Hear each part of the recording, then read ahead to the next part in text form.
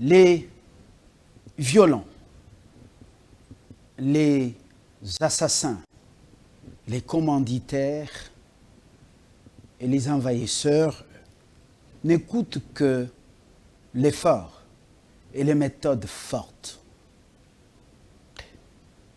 À la lumière de l'évolution de l'actualité dans le monde, vous voyez ce que Trump a fait à Caracas au Venezuela,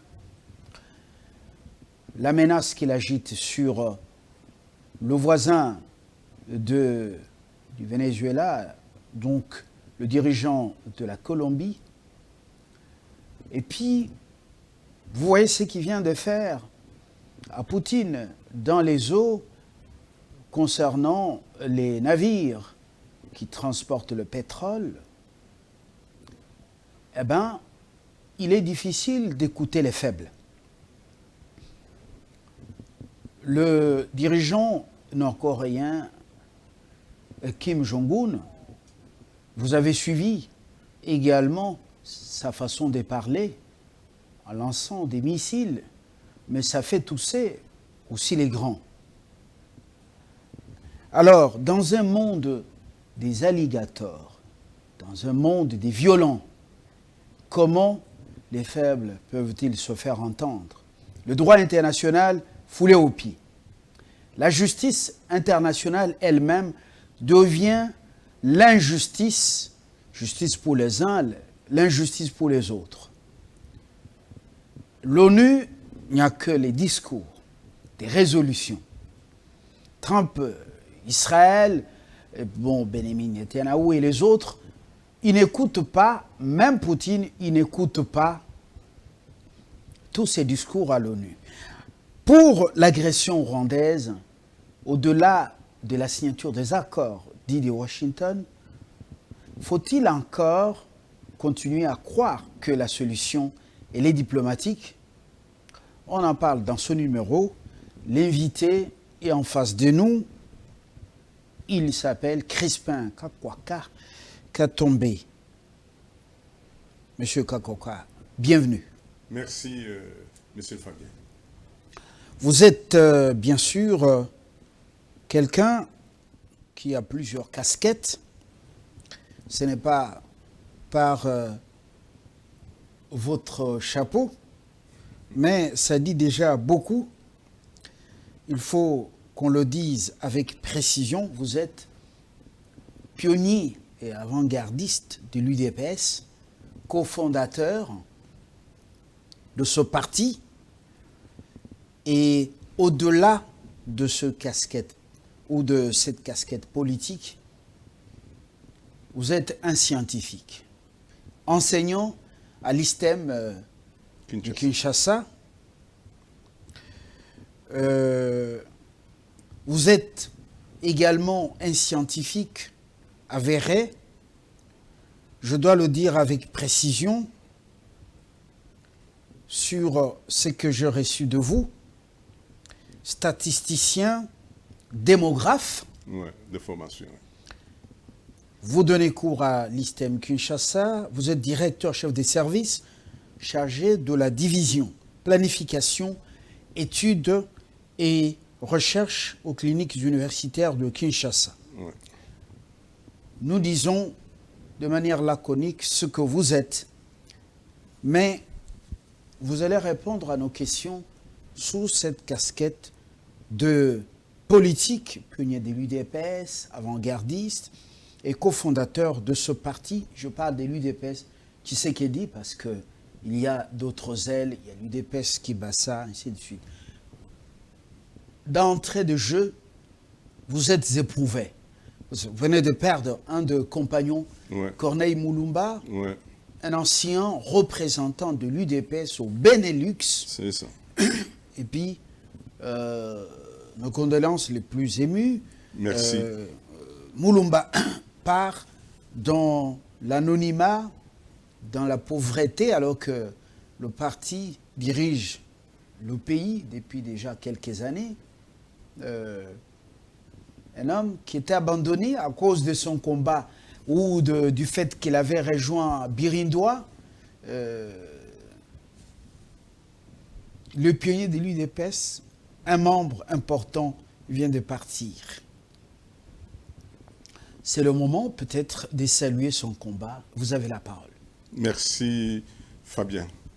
Vous touchez mon amour propre pour que je parle de Corneille Mulumba, qui faisait partie des premiers combattants recrutés en Europe par le professeur du Kondawa Lumanisha de Res Mémoire, aux côtés de Mwamba Chishimbi François, de Chambouy Kadima, d'Alidor Beya, de Victor Nzouzi, de Manara et de professeur Moussampa, j'en passe. Le professeur du Konda, avec son équipe, avait conçu le logo et le slogan de l'UDPS, que vous avez tous suivi à l'époque. Tenez bon, l'UDPS vaincra. Corneille Mulumba a fait la fierté, a fait la force du parti à l'extérieur du pays. Si, de son vivant, l'on n'a pas pu faire ce qu'il fallait, il mérite alors les obsèques dignes de son rang. Mon cher Corneille, puisqu'on me demande de vous rendre l'hommage, que le juge suprême daigne recevoir ton âme, qu'il daigne se souvenir de la lutte menée pour la dignité du peuple congolais, qu'il t'accueille dans son trône. Adieu, adieu, cher cofondateur, combattant et pionnier de la première ère. Voilà, après cet hommage, votre formation politique se prépare à aller à un congrès historique dans une confusion, le parti avec des luttes internes. Un mot sur le congrès, alors que un des pionniers vient de quitter. Ce sera un congrès de la restauration, de l'unité. Le parti dirige le pays, mais il s'observe un désordre quand même à l'interne des camps, peut-être pour des intérêts du nombril. D'entrée le jeu, au nom du collectif des compagnons de lutte d'Étienne Tshisekedi, et nous félicitons d'abord la haute autorité politique de référence qui a accepté qu'on organise ce congrès. C'est un forum pour la refondation du parti. Alors, laquelle refondation ne peut se faire qu'autour des génitaires de ce parti. J'entends par génitaires du parti les fondateurs, les cofondateurs et les pionniers. Beaucoup sont morts, Oui. qui sont encore vivants. Il y en a 4 parmi vous, les fondateurs. à part Nkamba Omer, Kabokantanda. J'en parlerai de lui, je vais en arriver. On parle d'abord de 4 fondateurs qui sont encore en vie. Di Onken vient de fêter 96 ans d'âge. Il y a Lusangangele, Lumbu Proté, Lumbu Malobandiba et Paul Kapita Chabagne. Voilà les 4. Et qui, à l'époque, ont fait recours aux jeunes Turcs, dont Omer Kamba, Kabokantanda, et qui présentement est en Belgique.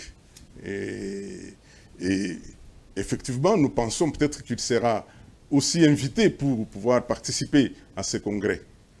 Donc voilà ce que je peux vous dire en substance. Mais on doit vraiment, reconnaissance et considération de ces vaillants fils, ces dignes fils de ce pays qui ont bravé la dictature la plus féroce de Mobutu à l'époque. Est-ce que le parti se souvient d'eux en termes de reconnaissance, quand même au-delà d'une reconnaissance morale, si ce n'est pas à eux, mais à leur progéniture, où il y a une sorte d'égoïsme qui trône à mettre? Oui, puisque vous le dites, ça vient de vous. C'est un constat Je amer. pose la question, moi. Je suis curieux. C'est un constat amer que l'on observe. Je pense que la jeune classe politique doit se souvenir de ces vaillants combattants, en principe. Je peux vous dire, pas plus tard qu'il y a quelques jours, j'ai constaté, j'ai vu le secrétaire général Kabouya qui a assisté à l'anniversaire de Dia et qui s'est rendu chez Paul Capita. Peut-être qu'il serait parti aussi chez Lumbu et chez Lusanga, je ne sais pas. Je suppose que maintenant ils doivent comprendre que un arbre ne peut vivre, ne peut survivre que si ses racines, n'est-ce pas, sont solides. Alors les racines de l'UDPS, ce sont ces 4 fondateurs qui sont encore en vie et les cofondateurs que nous sommes. Ah voilà. Ceux qui cueillent aujourd'hui les fruits, pour la plupart, il y en a qui n'avaient pas mouillé le maillot. Ce sont là les réalités de la vie. Alors, Moulumba avait rejoint Birindois dans le gouvernement qui est connu, vice-ministre du plan. Ouais. Il avait amené les nouveaux aïros au Kassai pour le faire consommer à son territoire, le Kébé-Kamanga. On connaît ce qui était arrivé par la suite. Ouais. Avec le Sphinx délimité, c'était une disgrâce. Et puis après, bon, les choses étaient revenues au bon sens. Et voilà, c'est son Kamba sous Joseph, plutôt Laurent Désiré Kabila, ouais. était devenu gouverneur du Kasaï oriental, ouais. pas pour beaucoup de temps. Et puis après, c'était les désamours. Il était de retour au parti.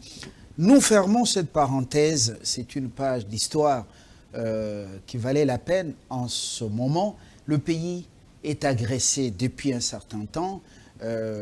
Tshisekedi Tshilombo le dirige, mais sans une partie du territoire national. Est-ce que vous continuez à croire en une solution diplomatique quand vous regardez comment aujourd'hui c'est la méthode rude qui prime dans les rapports entre États? Avant que je ne parle, même bien que vous avez fermé la parenthèse, je voudrais y revenir pour faire comprendre à notre peuple que même quand on est allé pour travailler avec avec Laurent Désiré Kabila, c'était avec le cutus du Sphinx délimité. Ah voilà. Peut-être ce sont des choses qu'on ignore. Oh, oui. Bon, alors, nous en venons à cette brutalité qui caractérise le monde actuel. Chez Kagame, apparemment, la messe diplomatique ne semble pas porter. Vous continuez à y croire en 2026? Fabien, pour répondre à votre question en rapport avec l'agression et la guerre de prédation imposée depuis plus de 3 décennies à notre peuple par le biais du petit Hitler des pacotilles africains et ce support multinationaux. Notre collectif au nom duquel je parle donc, avait salué et applaudi chaleureusement les accords signés à Washington sous la houlette du président américain Donald Trump. Et grâce à la performance, et cela grâce à la performance de la diplomatie de combat, terme cher à Omer Kamba, diplomatie tout azimut, déployée par notre président Félix-Antoine Tshisekedi Tshilombo et son équipe gouvernementale.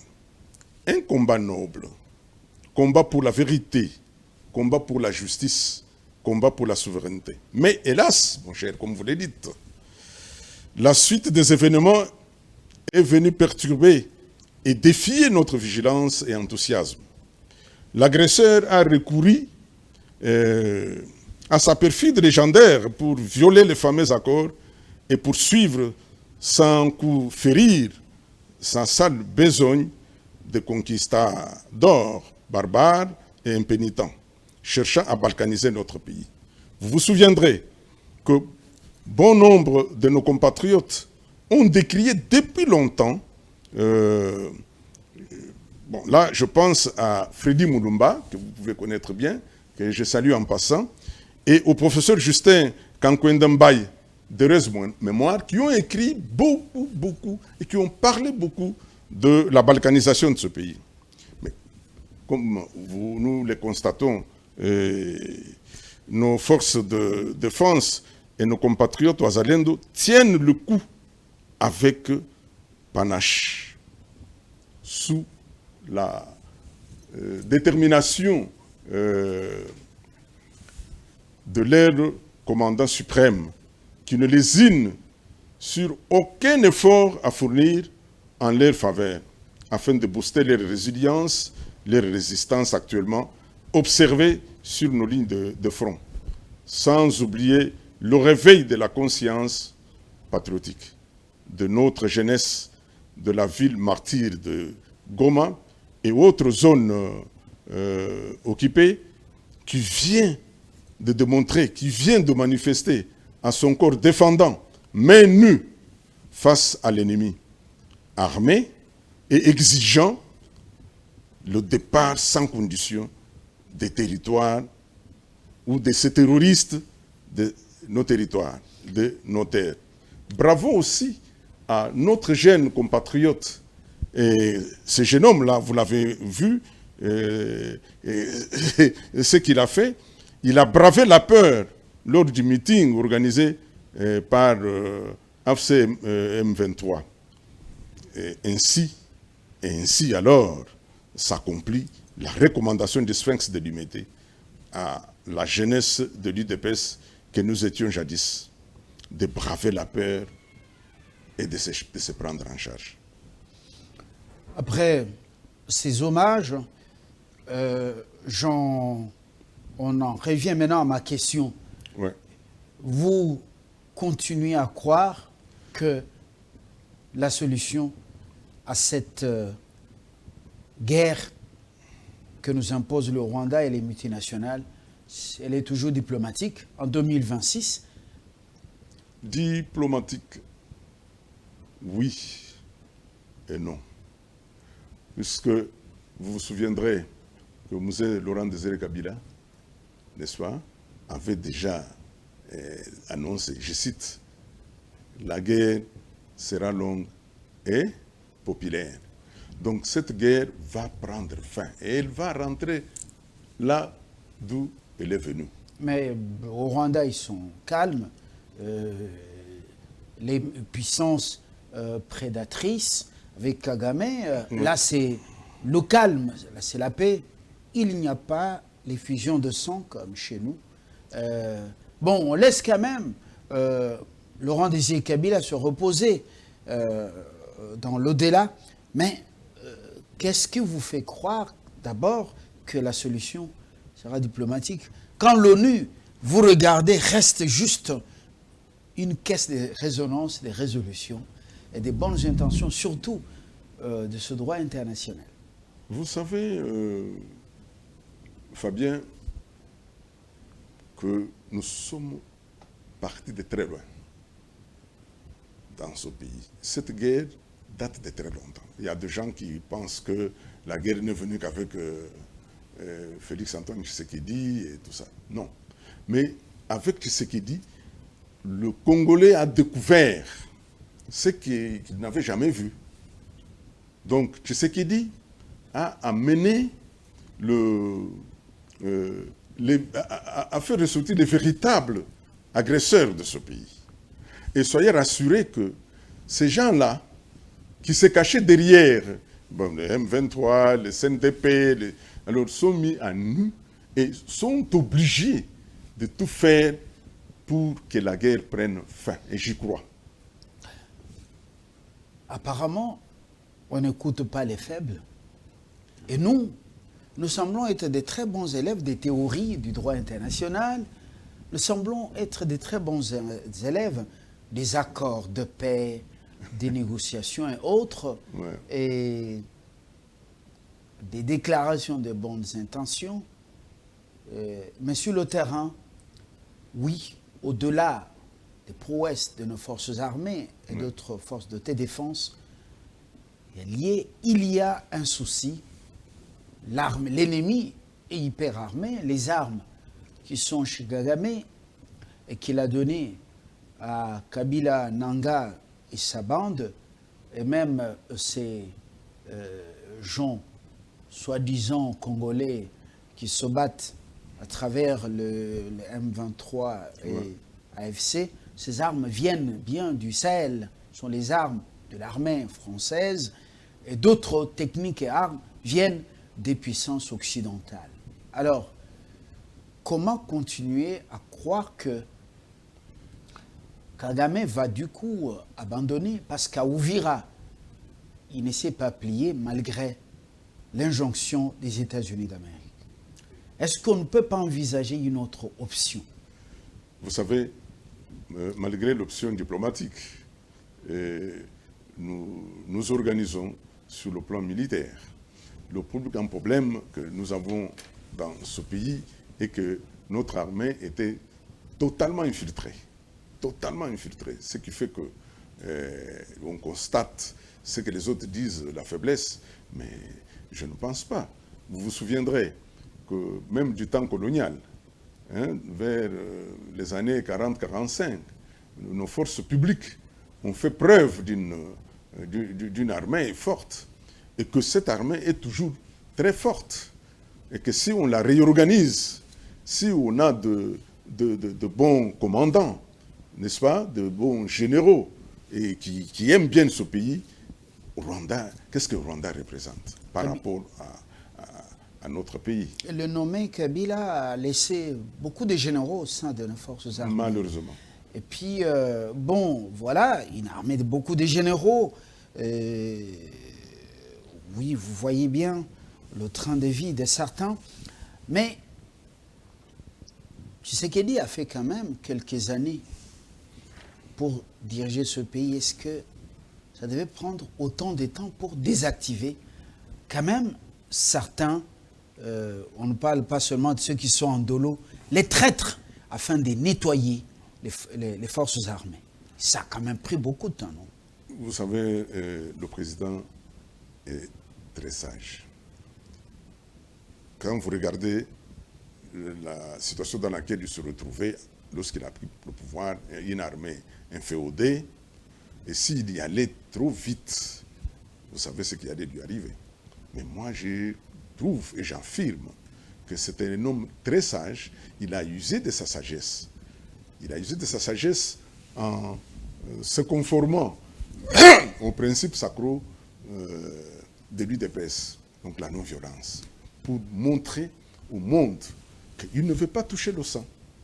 Et nous avons combattu avec le BIC. Et nous allons continuer. Mais dès lors que l'on constate que cette voie semble, semble nous mettre dans une position de faiblesse, et nous devons nous organiser, nous devons réorganiser notre armée.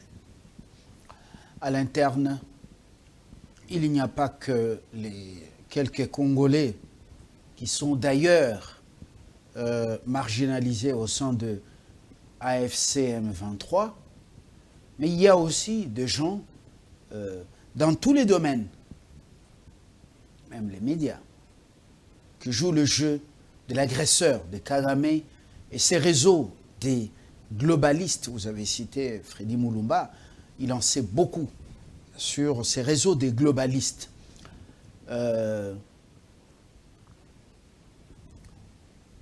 Vous connaissez beaucoup à Kinshasa, sauf dans les territoires occupés, ils se sont tus. Et les politiques et les membres de la société civile, ils n'élèvent même plus leurs petits doigts. Mais dans les territoires contrôlés par le gouvernement, ils osent parler. Alors que le pays est agressé.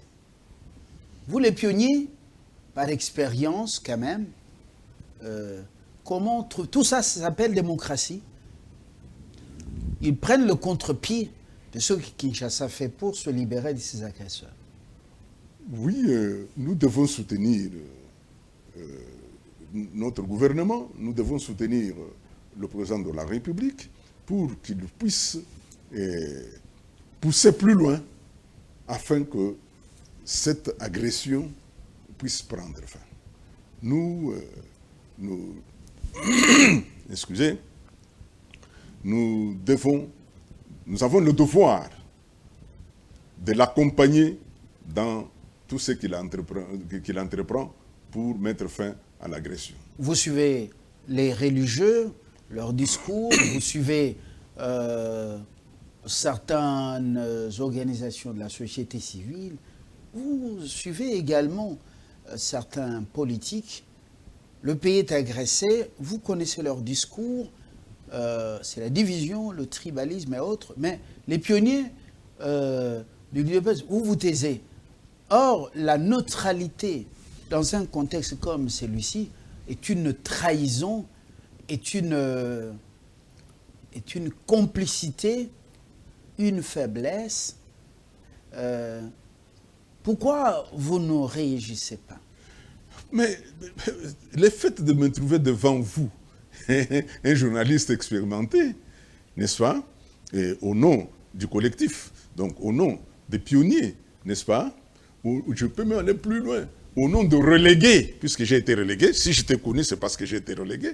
Non, et vous savez que quand je me retrouve comme ça, c'est pour lever le ton, afin que nous puissions, nous sommes à menu, tout ce que nous devons faire, c'est de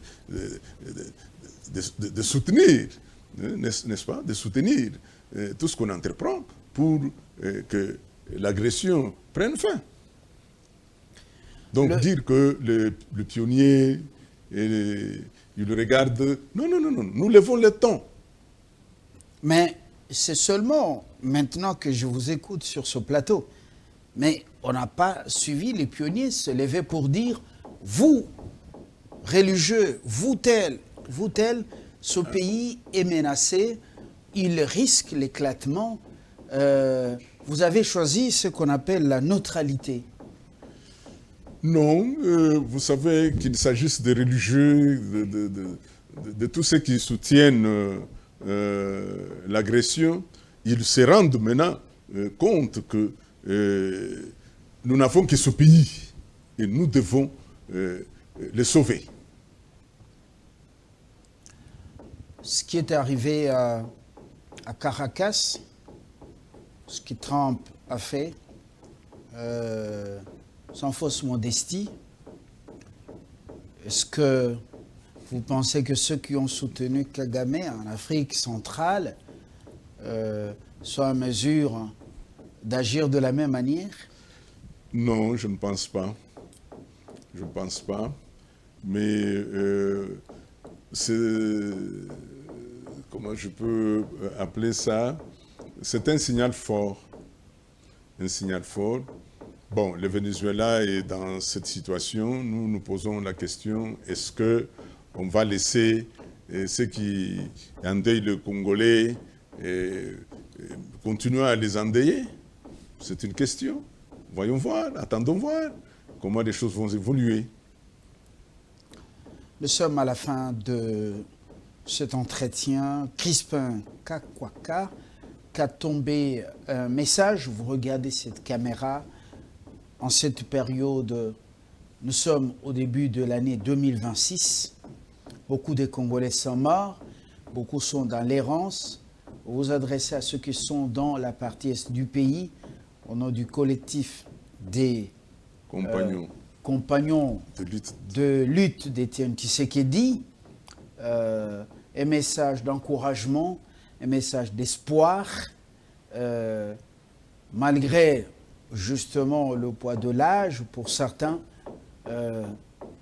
leur transmettre un message plein d'espoir. Un message, comme vous l'avez dit, un message d'encouragement, un message... La caméra est là. Oui, un message d'encouragement, un message de force pour qu'ils puissent continuer à braver tout ce qu'il arrive, puisque nous sommes derrière eux, nous les soutenons.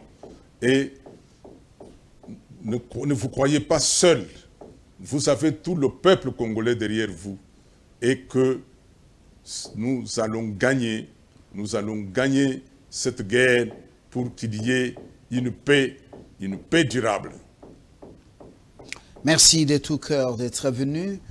Crispin Katombe, oui, pionnier, avant-gardiste de l'UDPS, au nom du collectif des compagnons d'Étienne Tshisekedi au Moulumba. Il est donc sorti de son silence pour livrer ce message et surtout se prononcer sur